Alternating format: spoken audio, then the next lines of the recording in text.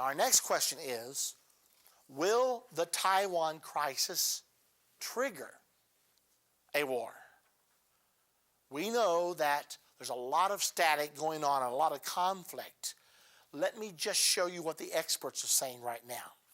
USA Today, March 15, just within the last month, the title of this article in the most widely distributed newspaper in America, the title, "Conflict Seems Inevitable to Some Defense Analysts."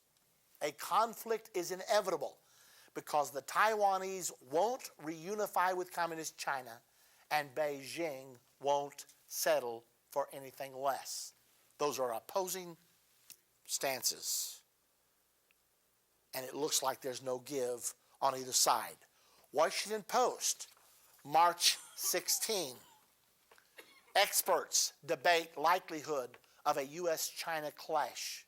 There's going to be a military confrontation, predicted Charles W. Freeman Jr., a former Assistant Secretary of Defense and retired American diplomat with long experience in China. While the clash may not be imminent, Freeman said, it's very likely the U.S. and China are going to have a war over this issue. That's what some of the defense experts are saying. Now, in order for us to really deal with this, because we're living through this right now. This is not tomorrow. This is not 5 years from now. I'm telling you what is boiling right now. I need to take time at this moment to give you some history of the Taiwan conflict, because to the average person, it hasn't concerned you that much. So I feel like it would be beneficial to you to just take a few moments here and give you the history of the Taiwan conflict. It goes way back. There was a war between China and Japan back in the late 1800s. Japan won the war, the Sino-Japanese War, and as a result of the peace treaty signed to end that war, China ceded Taiwan to Japan. However, Taiwan wasn't even really a part of China. She did not want to be ruled by China because she was basically independent. China didn't really have time for her. She's over there by herself. That was back when communications are not what they are now. And yet, China says Taiwan belongs to you. Well, on May the 23rd of 1995, Taiwan decides not to accept this decision, and she declares her independence. But Japan, knowing how critical Taiwan is to that part of the world, because Taiwan controls the major sea lanes, Japan decided not to allow this declaration of independence. And on May the 29th, 6 days later of 1895, Japanese troops began the occupation of Taiwan. They were much stronger than the people of Taiwan, and consequently, Japan ran them over. Japan then controlled Taiwan from 1895 to 1945. Of course, Japan was defeated in World War II, and after that, General Douglas MacArthur asked Chiang Kai-shek, the leader of China at the time, to occupy Taiwan for the Allies, because Taiwan was so important not only militarily but economically because of its strategic location. So Douglas MacArthur said, invade Taiwan in the name of the Allies. Chiang Kai-shek did that. Now, in the meantime, the communists are waging war against the government of Chiang Kai-shek, attempting to foment communist revolution. This went on for 4 years. And in 1949, the communists won that civil war. They conquered the Chinese mainland. Chiang Kai-shek and his followers fled to Taiwan.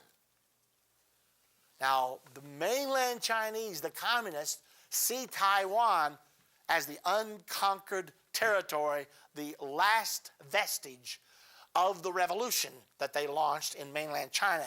And this is very dear to them because communism is their God. It is their religion. They see Taiwan as the last holdout. Now, once Chiang Kai-shek fled to Taiwan because they represented free China and we hated communism, the world continued to recognize Taiwan as the legitimate government of all of China. And Taiwan continued to occupy the seat of China in the United Nations. That went on from 1949 until 1971.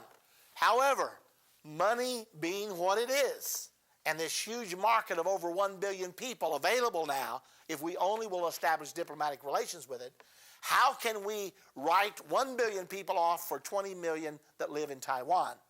So in 1971, Taiwan was expelled from the United Nations and replaced by the Chinese government. The Chinese government refused to establish diplomatic relations with anyone who would not denounce the government of Taiwan. Now that was 71.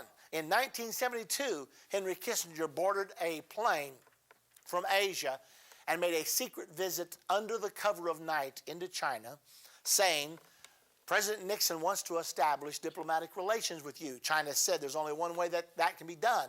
You must break diplomatic relations with Taiwan.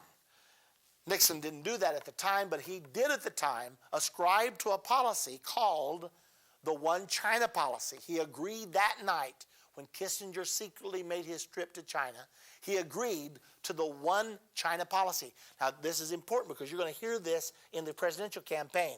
There are two things you're going to hear: the status of Jerusalem and the One China policy. Already I've heard it. George Bush was asked, what are we going to do about China? He said, I am going to ascribe to the One China policy. Well, here is what the One China policy says. It says there is only one China in the world. Taiwan is part of China, and the government of the People's Republic of China is the sole legal government representing the whole of China. Look at it again, because you didn't understand it probably the first time through. It's double talk. There is one China. Taiwan is part of that one China, and the government of the People's Republic of China, which is mainland China, is the sole legal government representing the whole of China. That's the One China policy. And that's the policy that our government presently says we believe in. However, in 1979, another big move was made. Jimmy Carter decides it's time to face reality and to establish diplomatic relations with mainland China. In order to do that, China demanded that he break diplomatic relations with Taiwan. Now, Taiwan is following the course of freedom. Mainland China is communist, and yet the 1 billion market beckons, because the love of money is really the root of all evil. So the United States in 1979 did forsake Taiwan and did establish diplomatic relations with China. However, there was one thing that was retained. The Congress of the United States didn't like what was being done, so they decided to pass what was called the Taiwan Relations Act. Now follow this very closely here. The Taiwan Relations Act says that the United States will make available to Taiwan such defense articles and services in such quantity as may be necessary to enable Taiwan to maintain a sufficient self-defense capability. This was an act of Congress. So here we are saying we recognize one China, and communist China is the sole government representing that one China.